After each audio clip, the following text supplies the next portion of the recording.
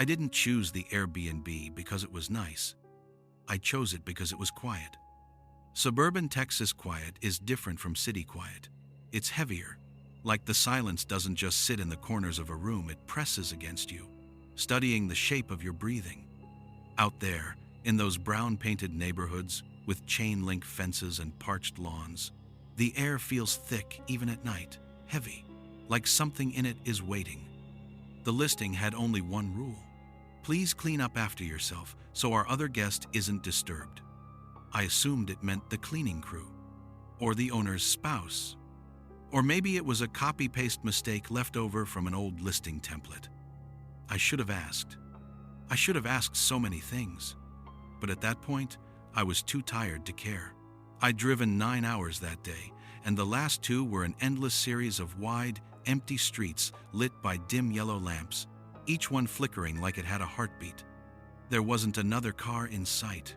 The speed limit signs looked like they were warning me of something other than speed.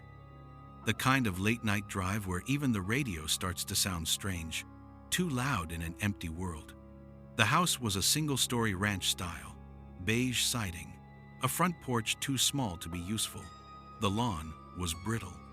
A single porch light burned over the doorway, casting a pale circle that made everything outside look even darker by comparison. I remember thinking the place looked like a mouth missing teeth. Inside, the air felt stale. Not dirty, just used. Like someone had lived a long, quiet life in those rooms and never opened the windows. Old carpet, low ceilings. The hum of an overworked AC unit in the hallway. That faint electrical buzz that almost sounds like whispering if you're tired enough. The host had messaged me that morning. Check-in is automatic. Make yourself at home. Kitchen stocked. You're in bedroom 2. Bedroom 2? Like that meant anything to me. The hallway was narrow, lined with framed photos. I glanced at them only briefly, but I remember the feeling they gave me, a kind of soft loneliness. Pictures of families I didn't recognize. Smiling kids with missing teeth. A woman in a green shirt holding a dog. A man sitting on a porch step. All of them a little faded, like they'd been hanging too long in the sun. Bedroom 2 was at the end of the hallway. Small, clean, too clean. The bed was made tight, hotel style, with stiff white sheets. A single lamp glowed on the nightstand, its yellow light making the room look older than it was. The closet door was slightly open, and there was a faint scent of detergent in the air, fresh but somehow unsettling, like someone had washed something that wasn't fabric. I dropped my bag, kicked off my shoes, and sat on the edge of the bed. My whole body felt heavy. My eyes burned, but before I could lay down, something tugged at the edge of my awareness. A pressure, a presence. Nothing dramatic, just that subtle shift in the air that tells you you're not as alone as you thought. I froze, listened. The house creaked, but not like a house settling, more like footsteps too light to be sure of. A floorboard giving under a small weight. I stared at the door. Everything was still. I finally exhaled and rubbed my face with both hands. "You're tired," I whispered. "You're imagining things." But the silence didn't loosen. It tightened. That's the best way to describe it. Like a string pulled taut just behind my ears. I lay down on the bed and stared at the ceiling. I tried to ignore the sensation that I wasn't lying in an empty room, that someone else was breathing softly, somewhere nearby, that the air was warmer on one side of me, like a body was lying next to mine without touching me at all. Eventually, exhaustion dragged me under. And when I woke up the next morning, I absolutely knew that I hadn't slept alone. Because on the nightstand beside me, next to the lamp, someone had left a glass of water. Half full, still cold, and covered in faint condensation. I hadn't poured it.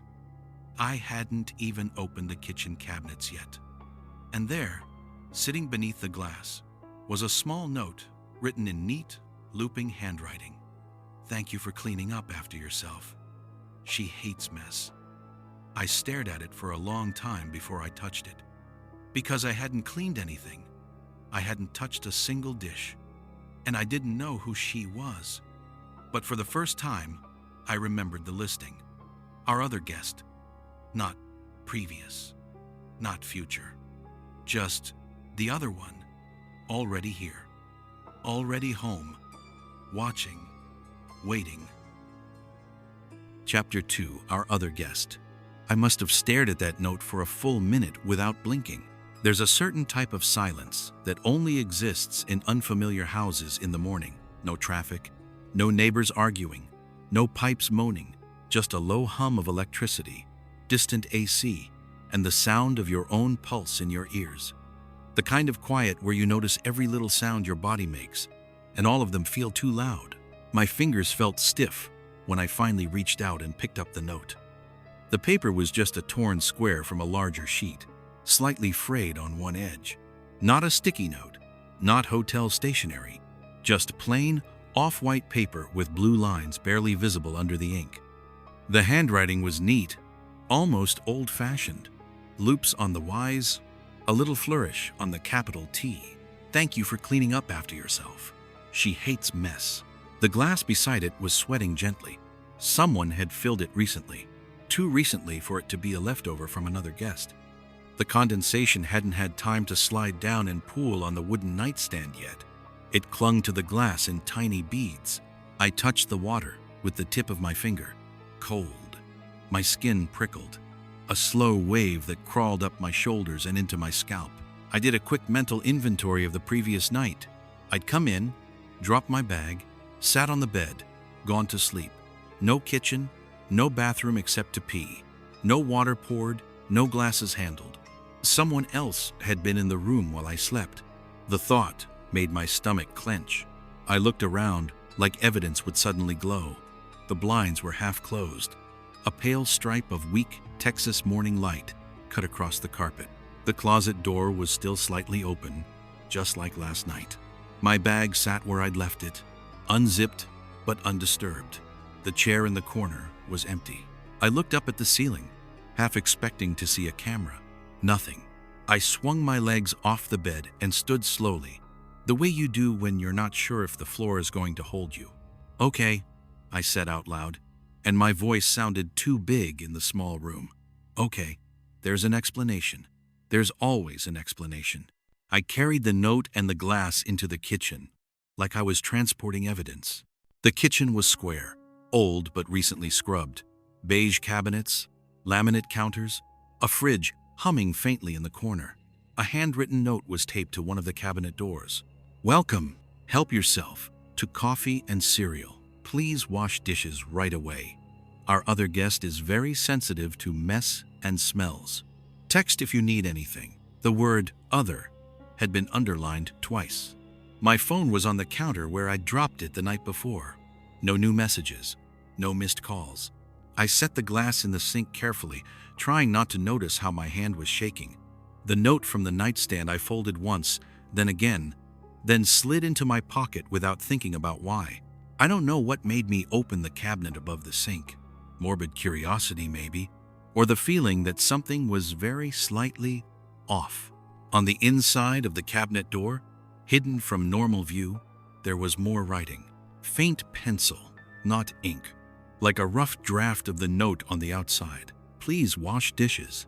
She hates dirty plates in the sink. She doesn't like crumbs. She doesn't like when they leave food out. She gets... The last line trailed off.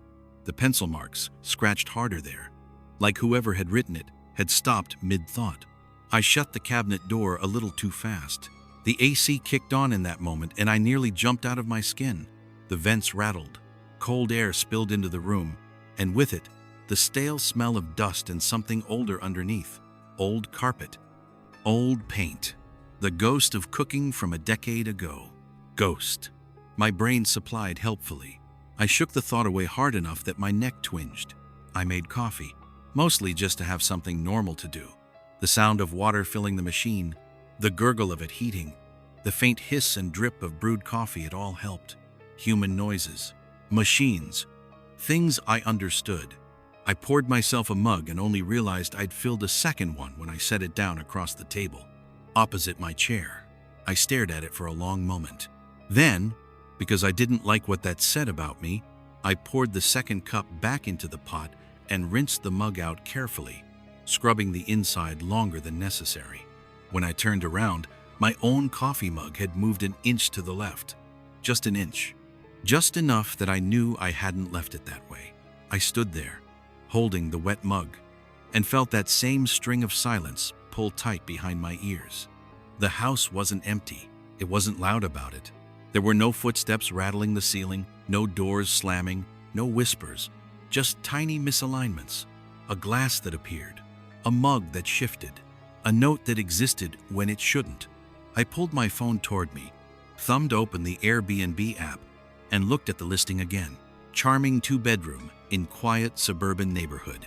Self-check-in, fast Wi-Fi, free parking. I scrolled down, hosted by Daniel. Superhost, 5 stars, over 100 reviews. I flicked through them, skimming. Great stay, super quiet, got tons of work done. House was spotless. Almost too quiet at night, lol. Loved the energy here, slept so deeply. Felt like someone was watching TV in the next room but volume was off. Not in a bad way, just present. Daniel was great, very responsive. House has an interesting vibe. Follow the rules, and you're fine. I scrolled faster. No one mentioned the other guest directly. No one mentioned a note. But the pattern was there, like a watermark, energy, vibe, presence, quiet. Words people use when they don't want to say, I was creeped out, but I still gave 5 stars, because nothing technically happened. I flicked back up to the top of the listing. The one rule. Please clean up after yourself, so our other guest isn't disturbed. I hovered my thumb over the message button, the part where you can contact the host. What exactly was I going to say? Hi, love the place. Who is our other guest, and why did they leave me a note? I let my hand fall back to my side. There's a weird kind of pride that kicks in when you're alone in a strange place. A stubbornness. If I left now less than 12 hours after checking in, what would that make me? Scared of a glass of water and a piece of paper? I told myself I was being dramatic, that there had to be a simple explanation. Maybe the host had come in early in the morning to leave the glass and noticed some kind of hospitality gesture and forgotten to mention it. Maybe he'd meant to say she, as in my wife. Maybe he had keys. Maybe. It didn't explain why I never heard the door open, or close, or footsteps, or breathing. I drank my coffee. I made breakfast. I washed every dish I touched immediately, hands moving fast and precise over the plates and pan, rinsing until there wasn't a single smear left. It felt like being graded. Every time I glanced at the sink and saw it empty, I was hit with the same irrational relief you feel when you remember you locked the front door. By noon, I'd almost convinced myself the night had been a combo of exhaustion and overactive imagination. I had work to do, actual work, the whole reason I'd come to Texas in the first place. Laptop open at the dining table, headphones on, emails, spreadsheets, normal adult life. At some point, I realized I needed the bathroom. I pulled the headphones off and was hit with a wave of silence, so thick it was almost like static. No outside traffic, no neighbors, no dog barking, just the AC, breathing slow through the vents, like the house itself had lungs. I went down the hallway. Bedroom 1's door was closed. It had been closed since I arrived. Bedroom 2, mine was open. Bed half made. My bag sprawled on the floor. The bathroom was between them. Door ajar, light off. I flipped the switch on and stepped inside. The bathroom smelled faintly of ammonia and floral cleaner. Beige tiles, old porcelain sink, mirror with tiny dark spots creeping in from the edges where the silver had started to die. A white towel hung from the bar. I reached for it and froze. There was another one, folded carefully on the far end of the towel rack, like it had its own space, slightly worn. Not hotel white, but that particular household off-white that comes from years of washing. Its edges were aligned perfectly with the line of the bar. It looked used, not filthy, just lived with. There was the faintest ripple, a depression in the fabric, as if someone had pressed their hand there recently. I hadn't touched it. Last night, I dried my hands on the one closer to the sink. The wall between the two towels had seemed enough separation. Somehow, a small, stupid thought drifted through my mind. We each have our side. I turned the faucet on, more for noise than because I needed it. The water came out too cold at first, then warmed. I watched it swirl into the drain for a few seconds before splashing some on my face.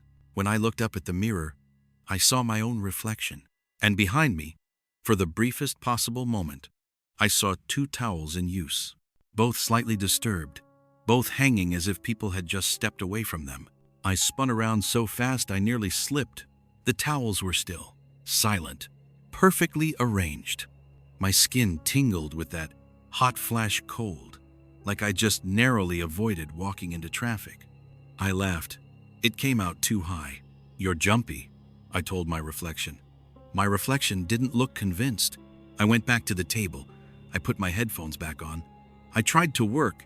It was almost an hour before I noticed the fork.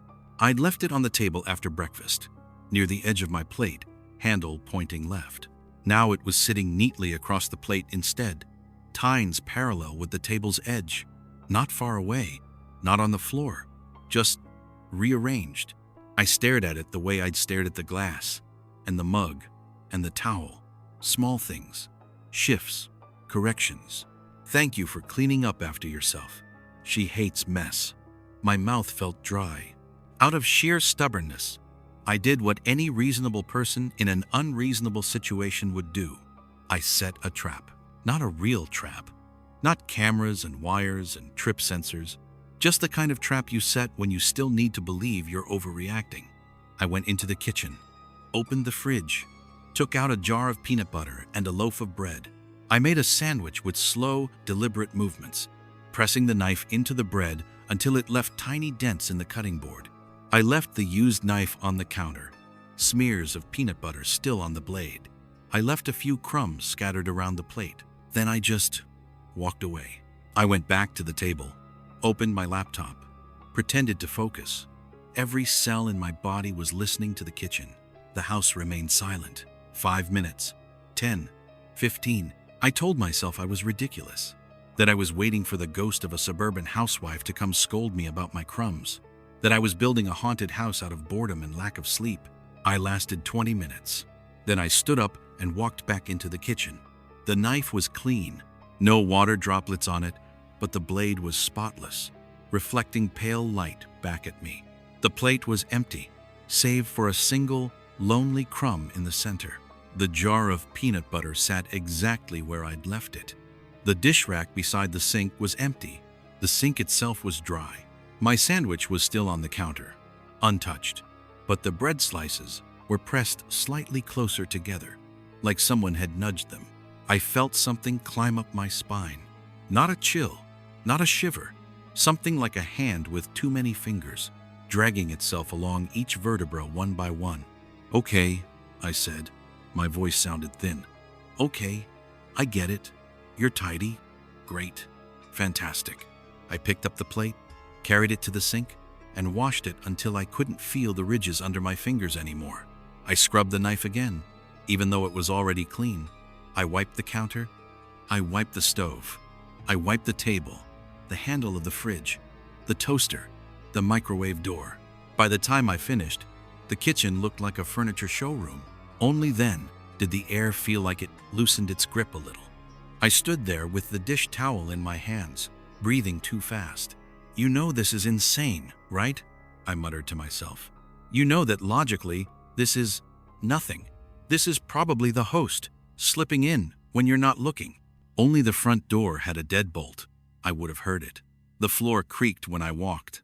There was no car noise, no footsteps, no keys jingling, no extra pair of shoes by the mat. Just small corrections, coarse adjustments, invisible hands moving things back where they belonged. Our other guest. My eyes flicked to the corner of the kitchen, where a little wooden table held an old radio.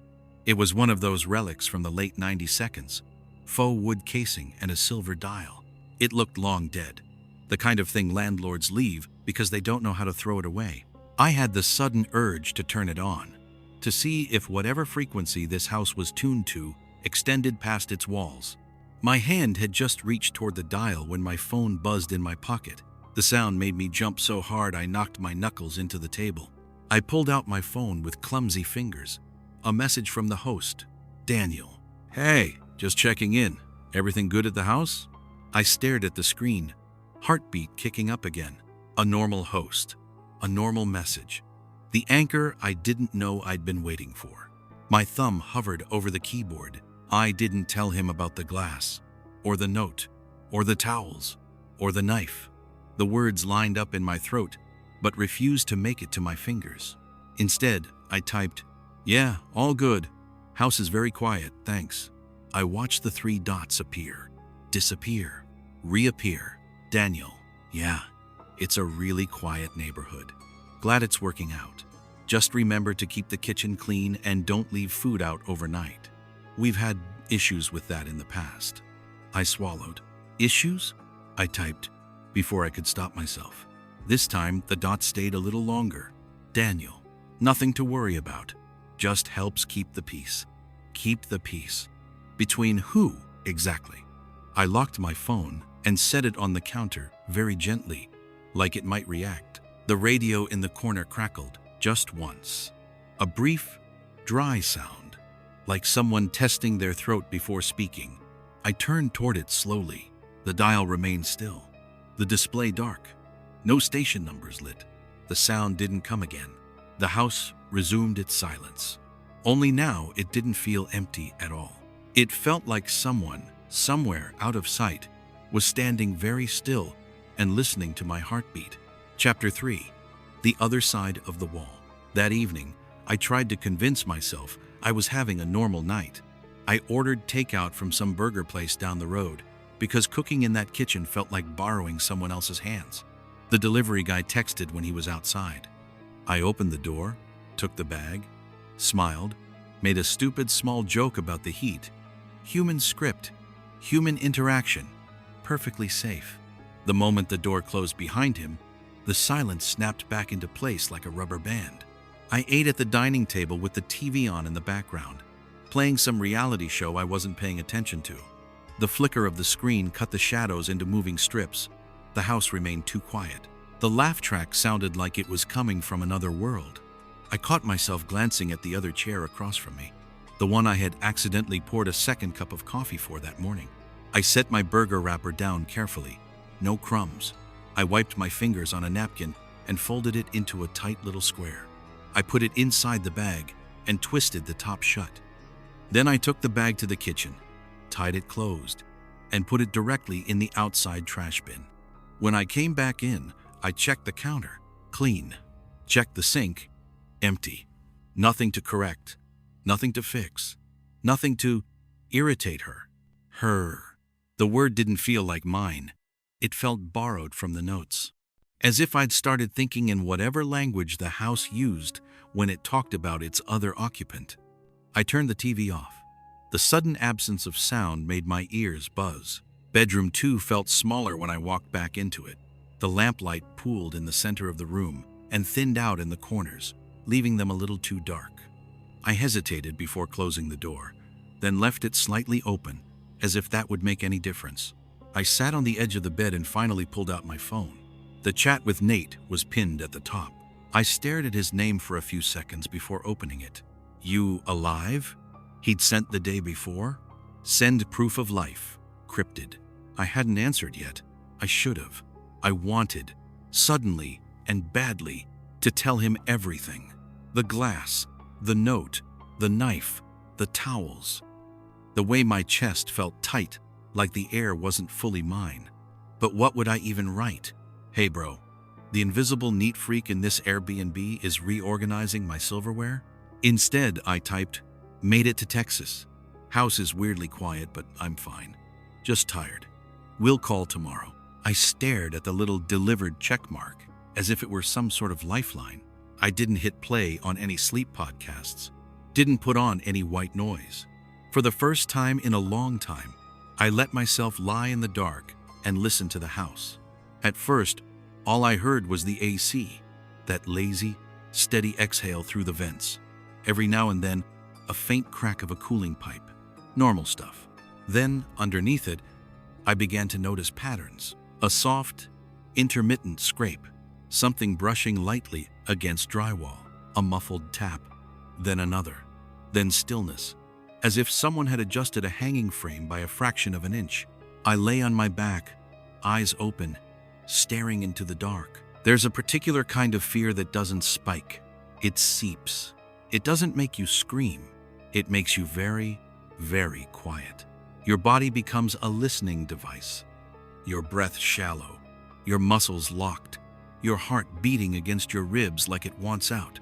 That was the kind of fear that crept into me as I listened. A rustle along the hallway carpet.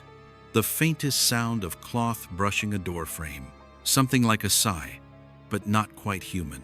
A long, long exhale of air from lungs that didn't need it. "Stop," I whispered.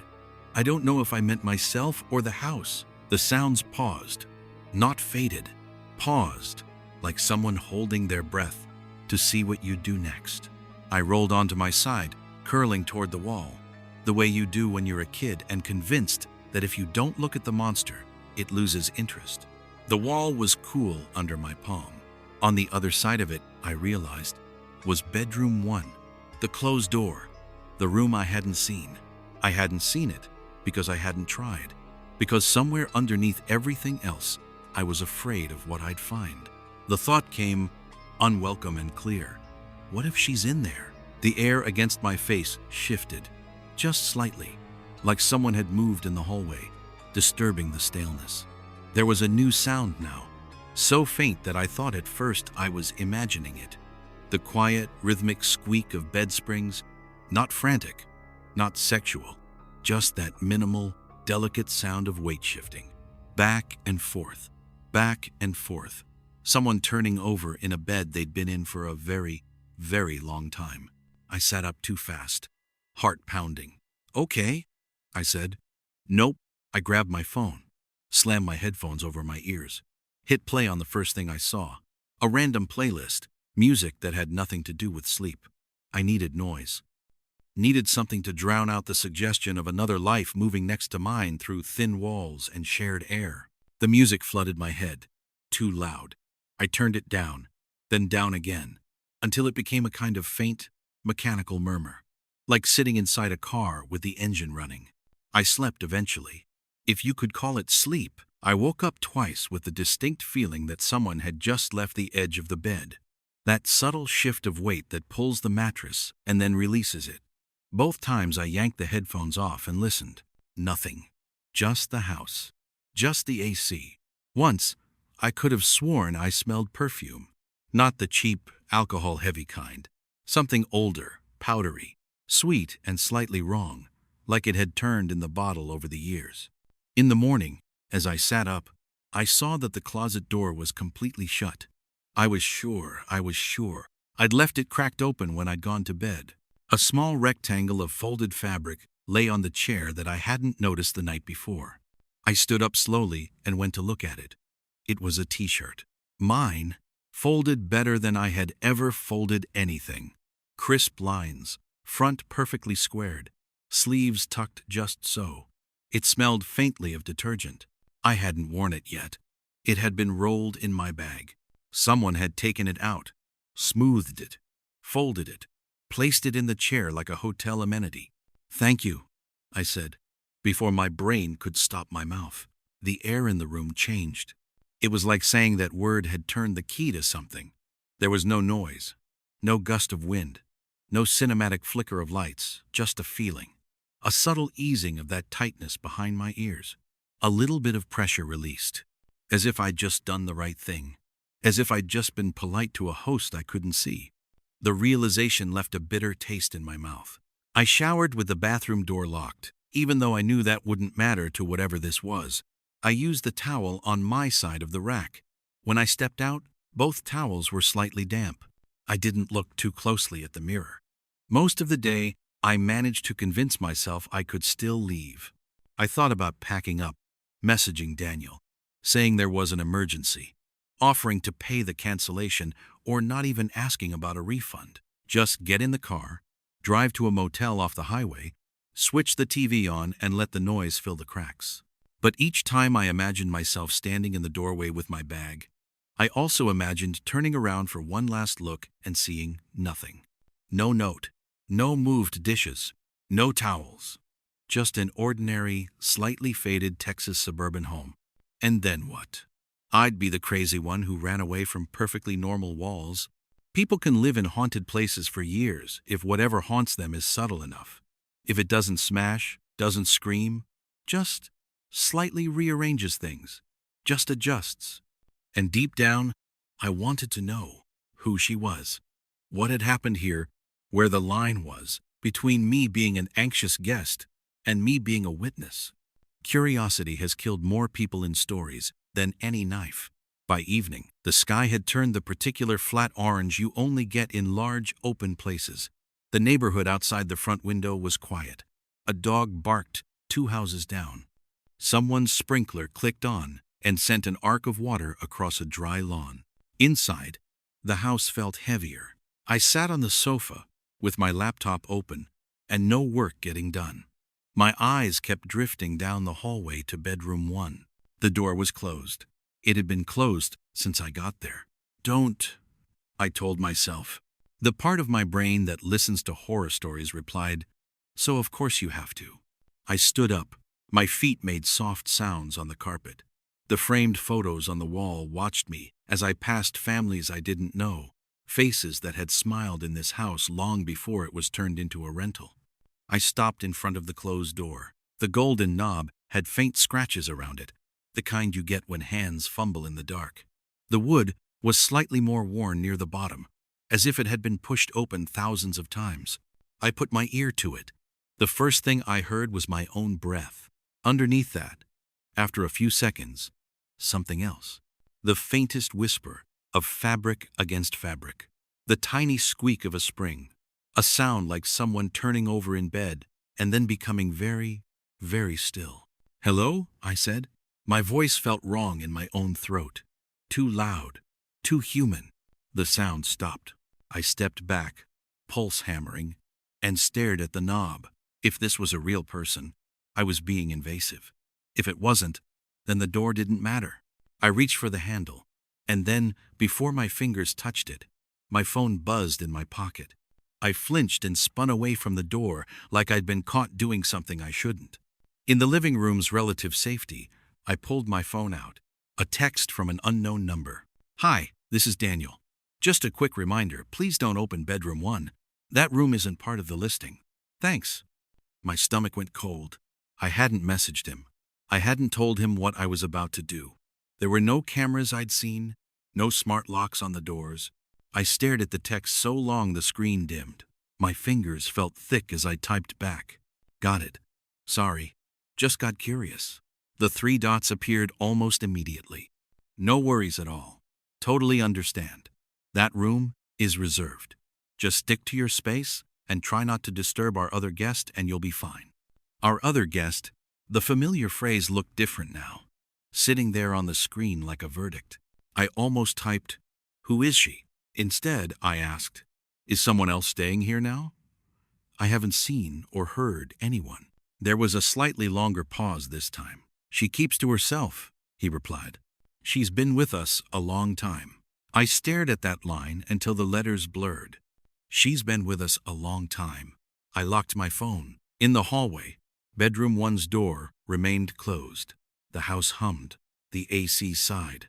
Somewhere, faintly, something shifted its weight on a mattress, settling in. I went back to bedroom 2. My t-shirt was gone from the chair. I found it in the closet, folded on the shelf next to my other clothes, all of which had been organized into neat stacks. Underwear, socks, jeans. She had put them away. She had gone through my things and put them away like I already lived here. I stood there in the closet doorway, with my heart too high up in my chest, and for the first time, the thought came with perfect clarity. This isn't just about mess. This is about control, about knowing exactly where everything is, including me.